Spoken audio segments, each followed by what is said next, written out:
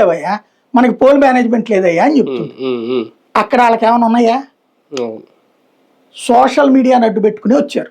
ఒక్కొక్క WhatsApp group కి 1024 మందికి అయ్యింది. ఇప్పుడు 1024తో గ్రూప్ పెట్టచ్చు వరకు 100, ఫస్ట్ లో 50, తర్వాత 100, 1024, 36,000 గ్రూపులు పెట్టాడు విజయ్.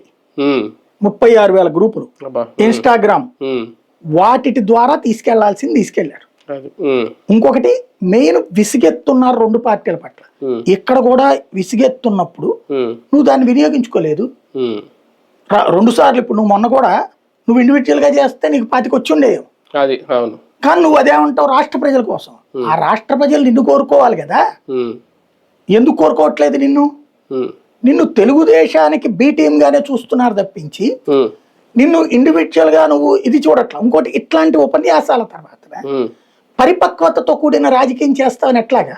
అంటే ఐక్యత మిస్ అయింది అంటున్నాడు ఈయన. జనసేన పార్టీలో ఐక్యత లేదు, కూటమిలో వీళ్ళ బలం ఎంత. మీరు ఇప్పుడు అన్న పాయింట్ మీద చిన్న మాట మాట్లాడారు ఒకసారి. అలాగే మనం డిసిప్లిన్ ఉంటే తప్ప అలయన్స్ లో మనకి బలం రాదు, గుర్తుపెట్టుకోండి. అలయన్స్ కూడా దేనికైనా ఉంటుంది, నేను చెప్పాను కదా, కొంత దీనికి సమయం ఉంటుంది. ఈ లోపల మీరు కూడా బలపడాలి.